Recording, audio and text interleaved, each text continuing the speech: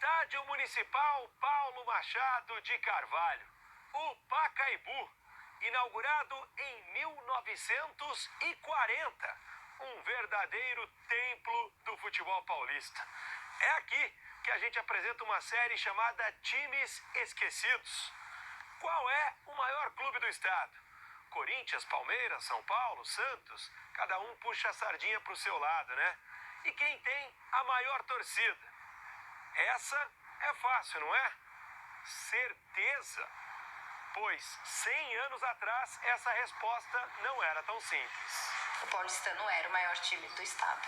Não é nenhum exagero. Quando o paulistano encerrou o departamento de futebol em 1929, era o maior campeão paulista, com 11 títulos, contra 7 do Corinthians e 3 do Palmeiras, então Palestra Itália. Tinha craques da seleção brasileira, como o Freden Reich, até hoje tratado como ídolo no clube. Era o time a ser batido.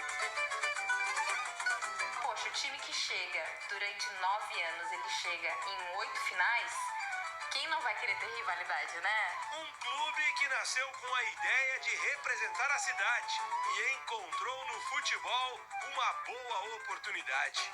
Desde os primeiros anos do século XX, nestas arquibancadas do antigo velódromo, o local hoje está bem diferente.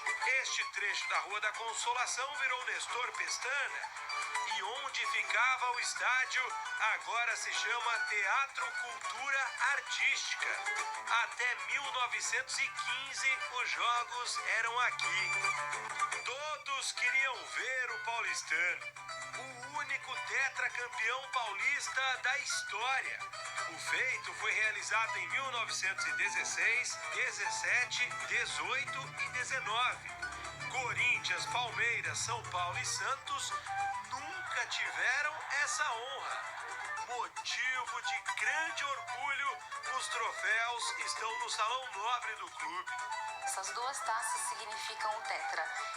Não existe uma única taça, porque os clubes só detinham uma taça depois de 3 títulos paulistas.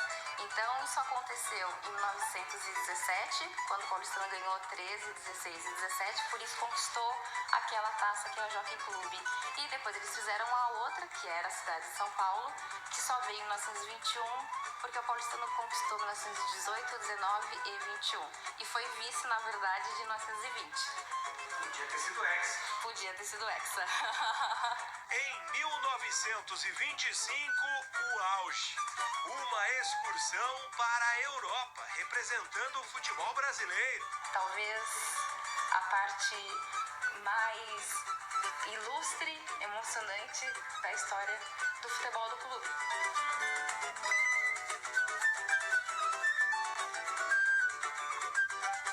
As bolas de couro usadas nos amistosos contra as seleções da França, Suíça e Portugal são guardadas com carinho. Até a mala que Freden Reich levou tornou-se peça de recordação. O paulistano deu um show. Ali foram 10 jogos que o paulistano realizou. Então ele jogou contra a seleção francesa nesse dia 15 de março, venceu por 7-2. Depois disso eles jogaram contra a seleção suíça e venceram por 1-0. E o último jogo desses 10 jogos, o último foi contra a seleção portuguesa, que o paulistano também venceu por 6-0. Então dos 10 jogos, o paulistano venceu 9. Na volta para o Brasil, essas imagens comprovam. Jogadores nos braços do povo. O paulistano foi recebido até pelo então presidente da República, Arthur Bernardes, e ostenta ainda hoje as bonitas homenagens do Flamengo e do Fluminense. Da chegada deles na Estação da Luz até aqui o Clube Atlético Paulistano, eles foram ovacionados durante todo o percurso. Havia uma multidão, imaginei 10 mil pessoas na frente da sede do Paulistano esperando os jogadores.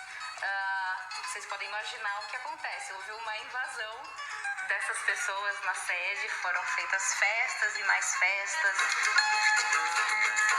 Tudo parecia perfeito. Só que o futebol caminhava para rumos diferentes. Havia uma espécie de profissionalização velada, com alguns atletas sendo pagos pelos clubes. O paulistano nunca concordou com isso. Seus jogadores eram sócios, portanto, contribuintes. O paulistano escolheu preservar as origens. Acabava assim uma era.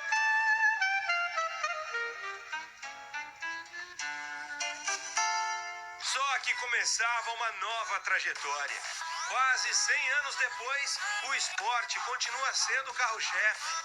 O paulistano possui atletas olímpicos na canoagem, esgrima e foi vice-campeão brasileiro de basquete. Na Copa do Paulistano. Segue sendo poderoso.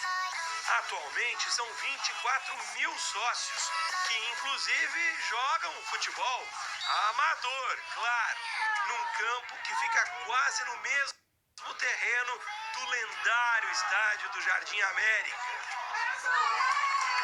Mas voltar ao futebol profissional, nunca mais. Sinceramente, nunca passou pela cabeça. Nunca passou pela cabeça. São quase 80 anos que o paulistano saiu do futebol.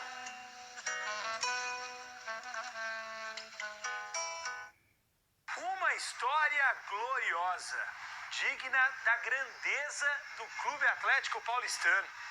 Com tudo isso, é uma pena que a equipe de futebol tenha simplesmente desaparecido. Se bem que há quem garanta que o paulistano ainda vive. Vive através do São Paulo Futebol Clube. Salve o tricolor paulista, amado clube brasileiro. Bom, o paulistano é basicamente uma das metades que deram origem ao São Paulo Futebol Clube. Não o clube em si, que até hoje existe, mas dissidentes do paulistano se uniram com a Associação Atlética das Palmeiras e fundaram o São Paulo Futebol Clube. O vermelho e o branco, hoje do tricolor, é em homenagem ao paulistano. O primeiro time da história do São Paulo tinha 8 titulares vindos do paulistano.